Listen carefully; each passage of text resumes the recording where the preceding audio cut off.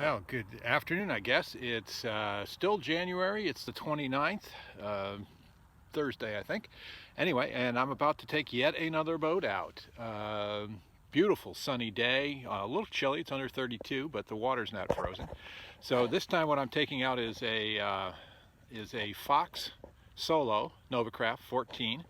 And let me give you a shot of the boat. All right, so here is the boat. Let me back away so you can see the whole thing. It's a Solo 14-foot. You can see it doesn't have the classic kind of raised stem and stern that you see on the Prospectors and most of the classic Novacrafts. Much flatter, more of a tripping kind of a boat. And it does have the classic bootlace seat, ash wood on the inside. This is a fiberglass model.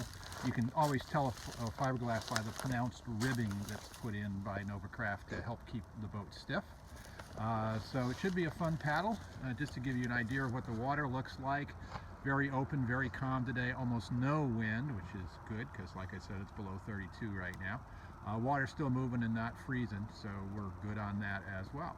All right, so let me get out in the boat, see what it's like. All right, so now I'm in the boat, as you can probably tell. Interesting mount in that they keep talking about the stability of the boat. Let me turn that side.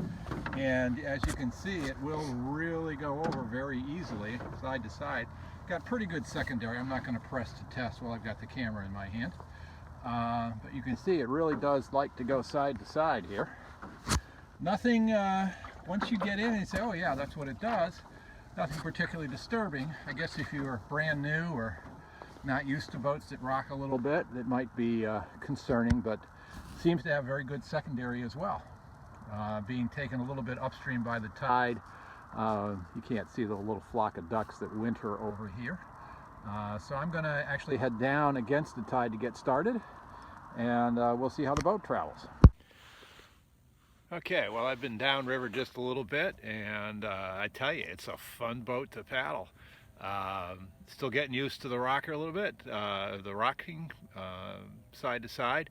Not that it's bad or uncomfortable at all, just learning where the balance point is, how to keep it nice and level on its cant. I do like to paddle kneeling, kind of what's called Canadian style, so I'm turned about 45 degrees or so in the seat to the side. My knees are both up in the chine, the rounded part to push the boat over, puts me a little closer to the water.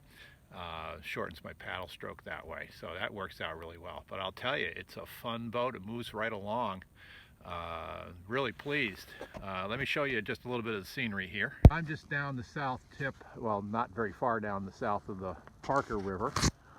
Got some of the cottages and houses down along here.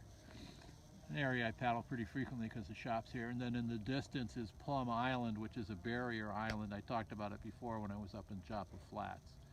And that's about a mile down from the shop, maybe a little bit more than that. So really pretty nice neighborhood, nice folks living here. There's a woman who comes out and swims against the tide to get some exercise, stays very in one location. Sorry, blocking the sun from my eyes. But gets a lot of good exercise that way.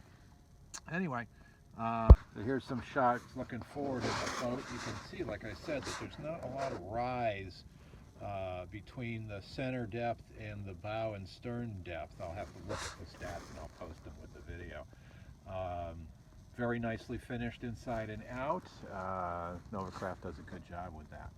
So anyway, I'm going to just head back up the river and talk to you when I get back. I just got to play with it a little bit more coming in and really got it over, almost got the gunnel in the water in a very stable position. So I'm going to see if I can give you a little bit of a feel for what that looks like. We'll see if this works out or not. Real quick.